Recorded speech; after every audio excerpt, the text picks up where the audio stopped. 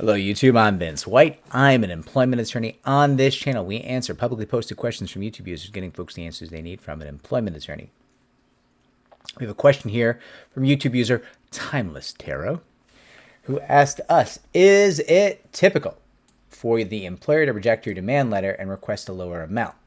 If the employer mentions that they feel they can fight your case, is that a typical statement? My case against the employer is pretty great with a large amount of evidence and witnesses to prove the discrimination, retaliation, and harassment that went on.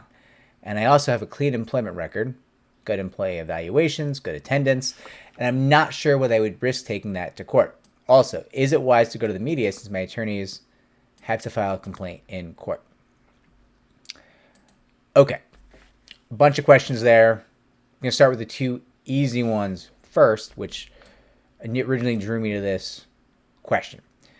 Is it typical for the employer to reject your demand and request a lower amount? Yes. This is called a counter. You should expect a counter almost 100% of the time. The defense attorney will always try to get you to go down.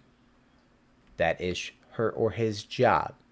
Additionally, the more things they do and the more time they work on the case, the more money they make because they're generally paid by the hour. So if they counter, they get to bill for that. They might spend an hour or two working on their counter proposal, which would then be 2 hours of billing, which is money in their pocket, which most people like, right? So yeah, it's incredibly common for them to counter you. Your next question is it typical, essentially, for your employer to say they feel they can fight your case? Yeah. That would happen also in 95% of cases, right? Like, listen, we think we can fight this in court. We might go to trial on this. They got to say that. They got to say that because, listen, if they come out and they're like, well, you got us over a barrel.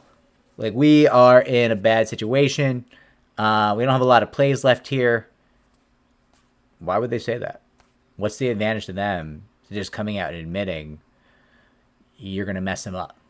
They're not going to say that, right? Now, that being said, they also might legitimately feel they can fight the case. Like, I have no idea. You're saying you have a lot of evidence here, and I'm sure you're correct. But I will tell you that there tends to be, when people call me with cases, there tends to be no correlation whatsoever between what a person says they have in terms of evidence and what that person actually has in terms of evidence of their claim. I'm not making fun of people. I'm just saying I always use the example when I go to a doctor, right? If I go to the doctor and talk about my I don't know, whatever, brain surgery, my blood pressure, something, and I'm like, oh, it's probably better. My blood pressure is probably better. I stopped drinking soda.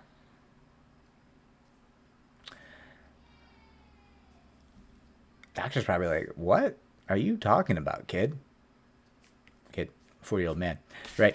Still thinking of myself as child. What do you think? Sir, what are you talking about? Why do you think soda matters to your blood pressure? Maybe it does, maybe it doesn't. I don't really know. I'm just saying I'm ignorant, right? And it's the average person who calls up an employment attorney and they're like, it's the Porsche. It's the Porsche, man. That's how you know I'm going to win the case. What? What are you talking about? Well, he's got a Porsche. Does it have like a racist bumper sticker? Like, well, does the license plate bigoted? Like, what are we talking about? Right? Like, what? Why are we talking about a Porsche? And people are like, well, Porsche is a Nazi company. You're like, it was. Like, that's not in 2023 proof of workplace discrimination. But, and Timeless Tarot, I'm not saying you're doing this, to be clear. I'm not saying this is you.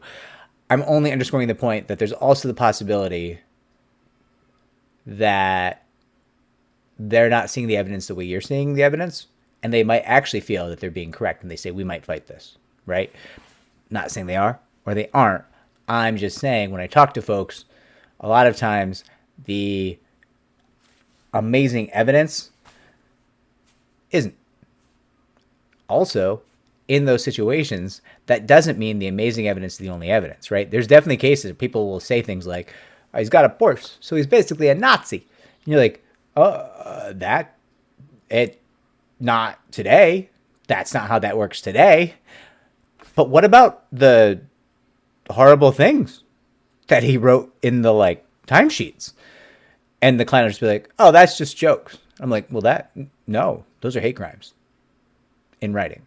That's the evidence. That's very serious to me. And legitimately, potential clients will be like, yeah, but the Porsche. Right? And I'm not making fun of potential clients. I'm just saying, there's some level of practice. When you do lots of repetitions in this field, you get a much better feel for what's going to sway a jury, what's going to sway a judge, what's going to be a compelling data point that you can present in a way that really make people like, oh, I can't believe he wrote that on the timesheet. Oh my God. Right? And listen, let's face it. In 2023, it's going to be very hard to get a jury to go, oh, he owned a Porsche? It's evidence he might be a douche, or he might like to drive fast. Or he just likes to look like he has money. I don't know. But it's probably not out and out clear-cut evidence of hate towards a protected class. Right? So I digress.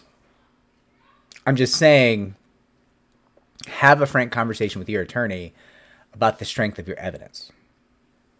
Seems like you're already doing that, which I love. And also, I've seen your questions before. I think you know what you're doing, right? This was supposed to be, you have the case firmly in hand. It occurred to me after I did this that that motion may not have made sense. What I'm trying to motion to there is, you got things under control. Or you're going to punch somebody in the face. Both of which, compliments coming from me. Now, the last part you're asking here is, also, is it wise to go to the media since my attorneys have to file a complaint in court? Depends. We have videos on the channel about that. That is a case-by-case determination.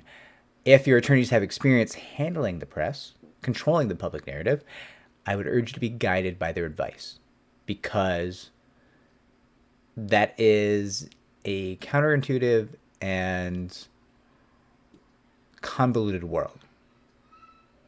There's a lot of different moves, a lot of different random variables, and experience means the world when it comes to decisions about media, who you talk to, when, how, what protections you might put in place. There's so much to think about. So have that conversation. And if your attorneys just say to you, I don't know, I commend them. Because it's not necessarily the job of an employment attorney always to know how to do that, right? There's employment attorneys who make that a significant part of their practice, and there's employment attorneys who don't. I think it's valuable, but you don't have to specifically do that to be a good employment attorney. So if they're going to be upfront with you and just say, hey, yeah, we don't really know that much about doing press and controlling the public narrative, then you might want to say, well, okay, can we get someone in here who does? Right? If we think this is going to help the case, then let's have a conversation about if it will or it won't. The answer might be that it won't. But if we think it's going to help the case, and that's not really what you do, maybe we get somebody in here who does. Whether that's some kind of publicist, public relations, or just associate with some law firm that does that for a living, that has that as a specific part of their practice, right? Keep it local.